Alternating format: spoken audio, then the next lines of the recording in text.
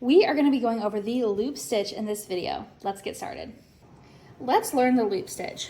First, I've got this pretty blue color we're going to work with. I've got it on my bobbin. We're going to just trim it off.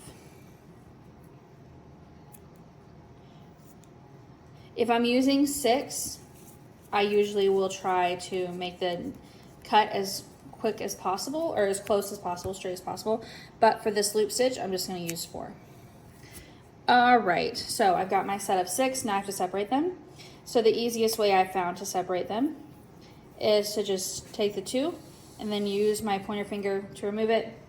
Separated, we have our 4, and we're good to go. So I'm going to thread the needle. And now I'm going to tie my knot at the end. You can tie a single knot or a double knot. I usually would go for a double knot if I'm using 3 or under. I'll usually do a single knot if I'm doing 4, 5, or 6, but for the purposes of this, I'm just going to do a double knot. Okay, we're going to do loop stitches in this circle. The idea of a loop stitch, it's actually very similar to, say, the long and short stitch or the straight overlapping stitch. The only difference is that we're not going to pull it tight. So I've got my first stitch in. So I'm just doing little 3D loops. So pulling it. Now what you don't want to do is pull it tight. Let's see if I can move this a little bit closer. There we go. Okay, instead you want to leave a little loop. So I'll show you. See how it's up a little bit? You can see it from here. That's what you're going to want to do. And it's basically, the idea is just to do those stitches over and over and over and over. Sometimes I've overlapped them in the past. Sometimes I try to just bunch them all together. It's kind of your preference. I can show you some examples at the end of this video. So then we're just going to continue to fill in. Again, if I pull it too tight, the loop disappears. See, the loop is gone. Which, it's not going to look bad. That's just not the effect we're trying to go for. So then you can kind of pull it out. Now, if you've already done 2 or 3 stitches and then you're like, oh no, it's going to be pretty hard to pull out. So, okay. The other nice thing about the loop stitch is they can go in any direction. So, now I'll show you, see if I can pull this one out. There we go. Okay. You can make the loops as big or as small as you want. I generally like it to be not too 3D, like where if I touch it, it kind of like smushes down. I like that. So the trick is now to just have a loose hand. Sometimes I will hold the back of it so I know when it's getting tight. You can also kind of tell if you're looking. There.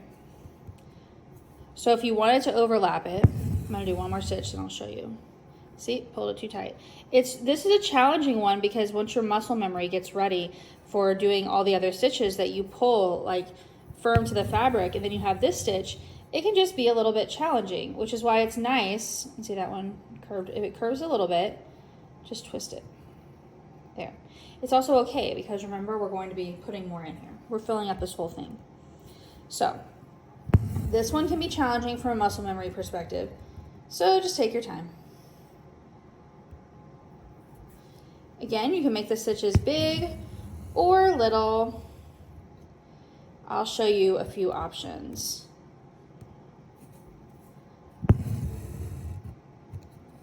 The other thing that can sometimes be tricky is if your thread gets tangled at the back. That's okay too.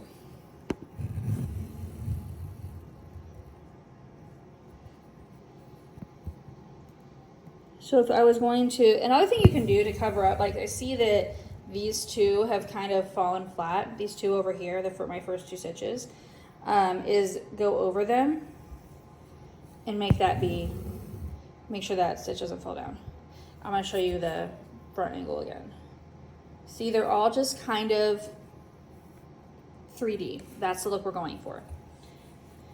But again, if you ever find yourself, this is just in general, dreading a stitch and you're like, I hate this stitch, I don't want to do this stitch, and it keeps you from doing your projects, then I would recommend switching it to a different stitch. If you need help with that, just email me and say, hey, I really don't like the loop stitch. What do you recommend? Or hey, I really don't like doing French knots. They're really hard. And also you've gotten to the point where you don't want to try to do it. Sometimes people have different trouble with different stitches. I remember French knot used to be one of my favorite stitches, and now I have stitches I like better. So as you grow in your embroidery journey, you will be able to kind of figure out what your favorites are, what your least favorites are, and then you can kind of change things a little bit based on that.